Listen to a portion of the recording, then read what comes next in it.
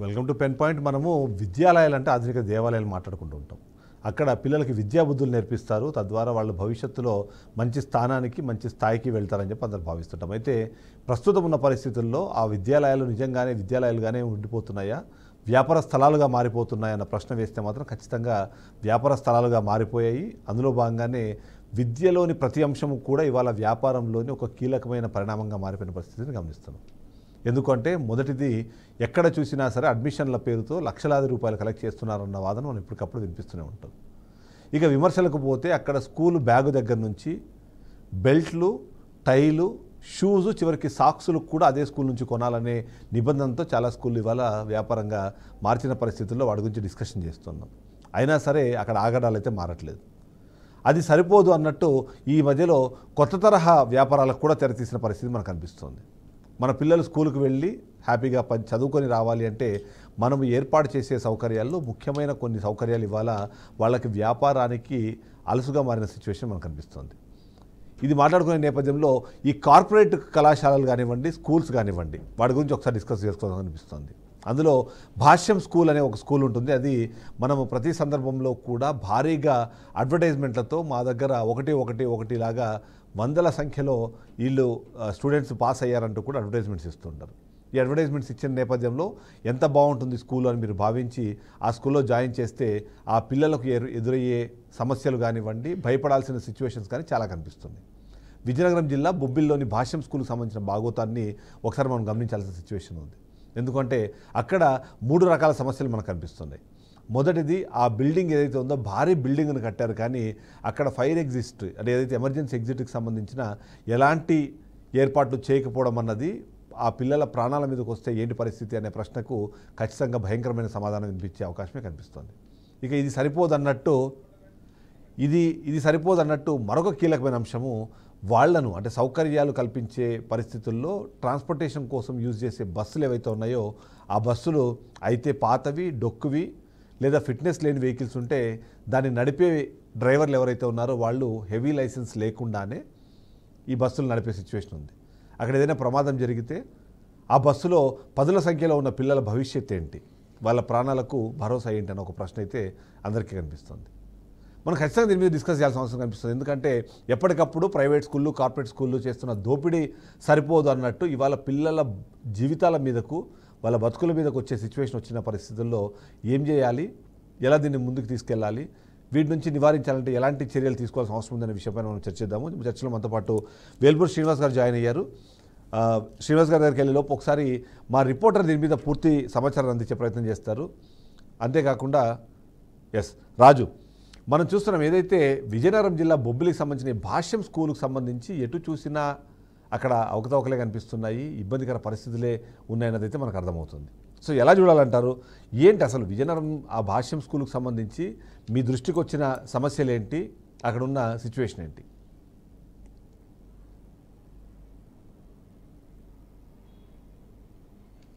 అంటే ఇక్కడ ఒక విషయాన్ని చాలా క్లియర్గా మనం తెలుసుకోవచ్చు. ఎందుకంటే భావి భారత పౌరులుగా తీర్చిదిద్దామంటాం.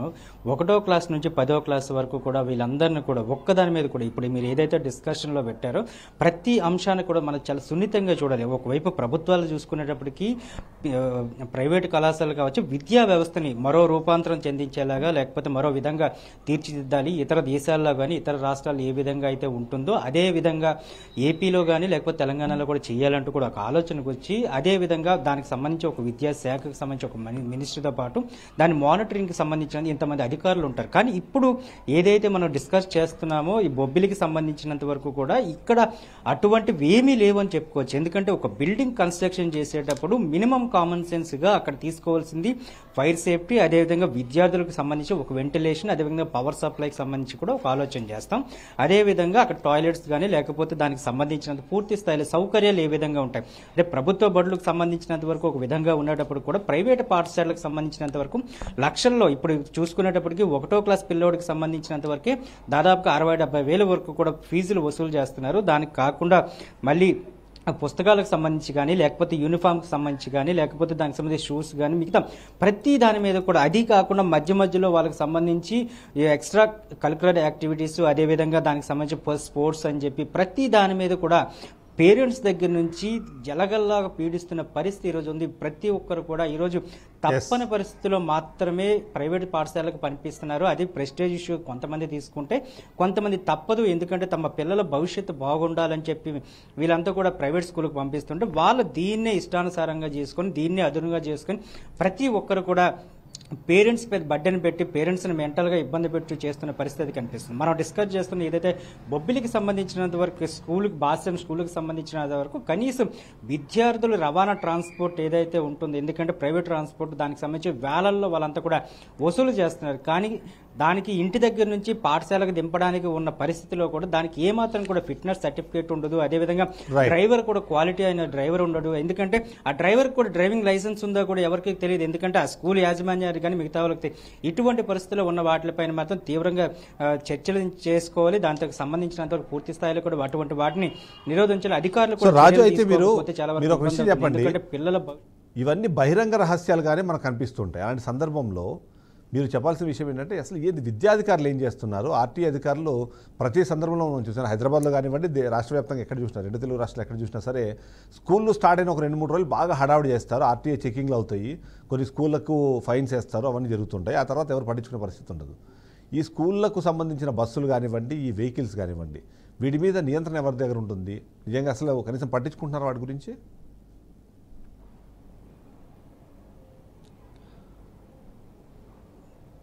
అంటే మీరు ఏదైతే చెప్తున్నారో దానికి సంబంధించి పూర్తి స్థాయిలో వాళ్ళు చెప్పడానికి కూడా ఉండదు. ఎందుకంటే కేవలం ఫిట్నెస్కి మేము చెక్ చేస్తున్నామని చెప్తున్నారు. ఆ 2 రోజులు హడావుడి చేస్తారు. కానీ హడావుడి చేసిన తర్వాత కూడా దాని ఫిట్నెస్ చెక్ చేసి దానికి ఫైన్ కట్టించుకోవడమో, లేకపోతే కొత్త బస్సు కొనిపించడమో, లేకపోతే ఆ ప్లేస్లో వేరే బస్సును పెట్టడమో ఇవన్నీ ఏమీ చేయరు. కేవలం వాళ్ళు చెక్ చేసాము నామమాత్రానికి మాత్రమే చేసుకుంటున్న పరిస్థితి కనిపిస్తుంది.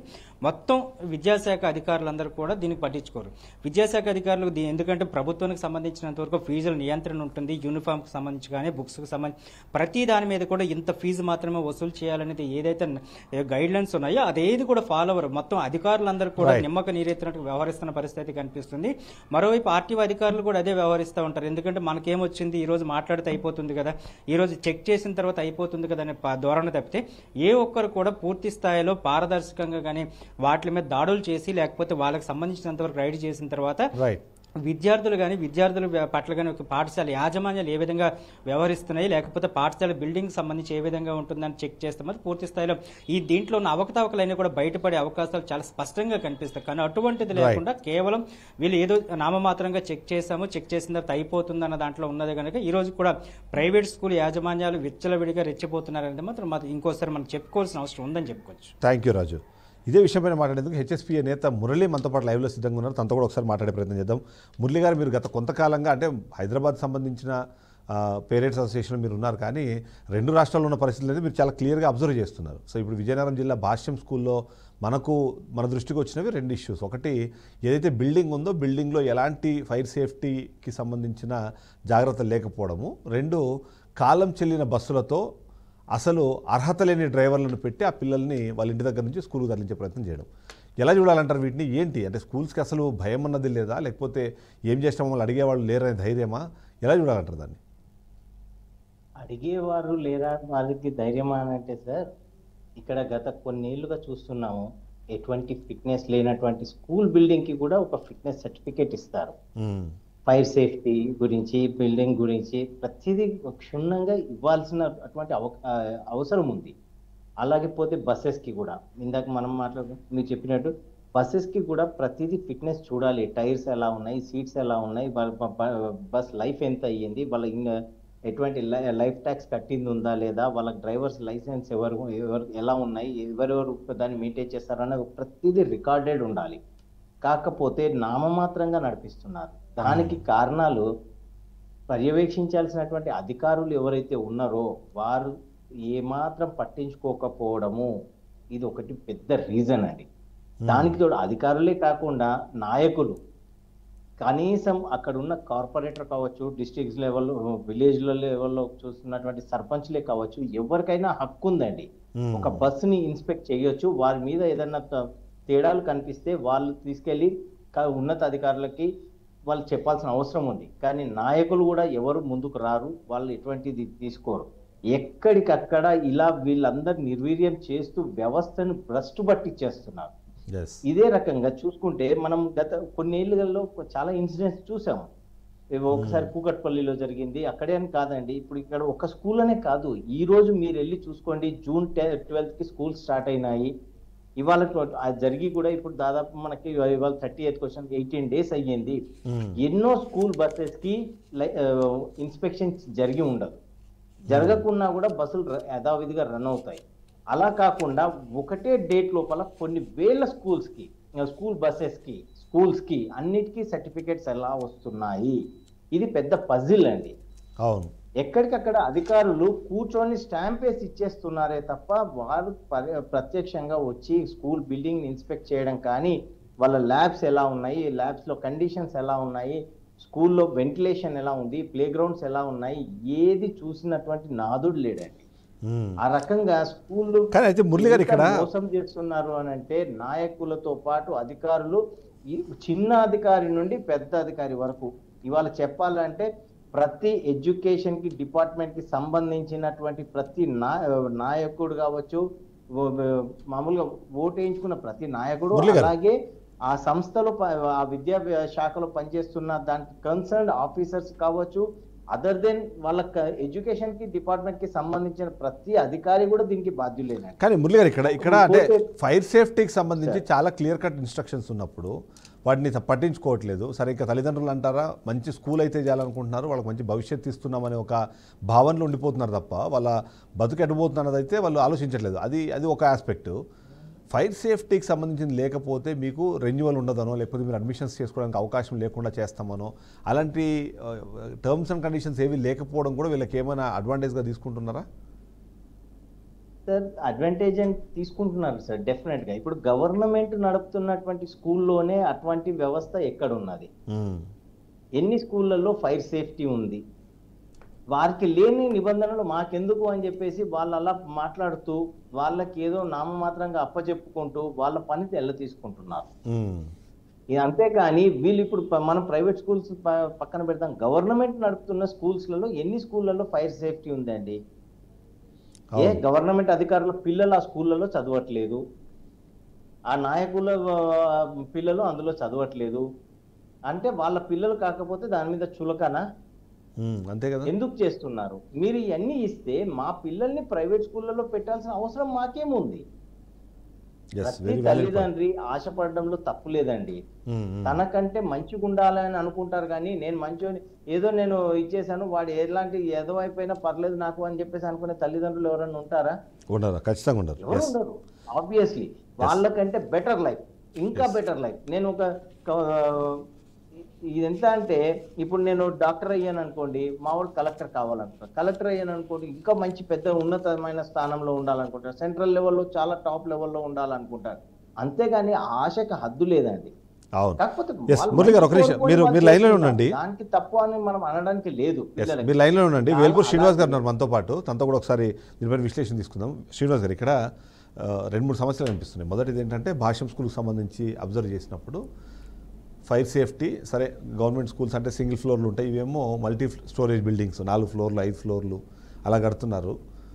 ఏదో నిజంగానే అనుకోకుండా అగ్ని ప్రమాదం జరిగితే పరిస్థితి ఏంటంటే అది మన ఊహకు కూడా అదనంత భయంకరమైన సిచ్యువేషన్స్ ఉండే అవకాశం ఉంది.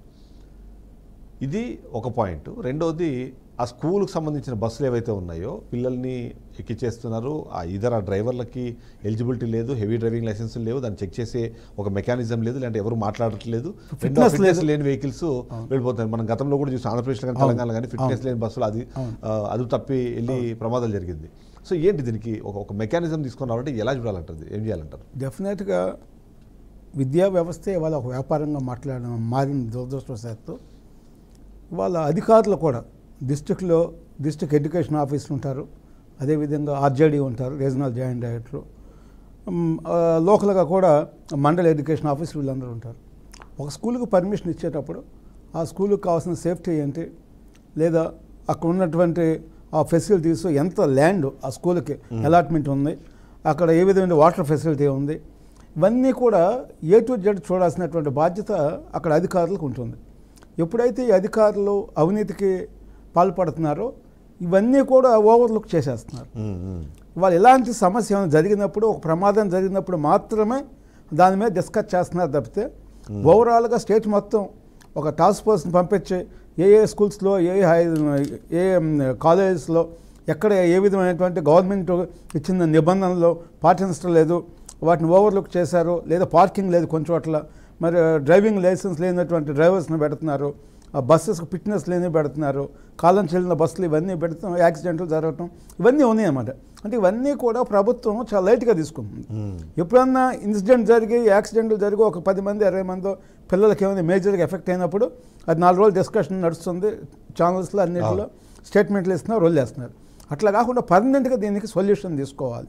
తీసుకోకుండా ప్రభుత్వం నిమ్మకు నీరెత్తినట్టుగా ఉంటే మటుకు డెఫినెట్గా అంటే పిల్లలు మీరు చెప్పినట్టుగా తల్లిదండ్రులేమో మేము మంచి స్కూల్లో చదివిస్తున్నాం, సంవత్సరానికి 1 లక్ష రూపాయలు ఫీజులు కడుతున్నాము, అక్కడ బాగుండదు అనేటువంటి ఫీలింగ్లో ఫీజు కట్టేసి వెళ్ళిపోతారు.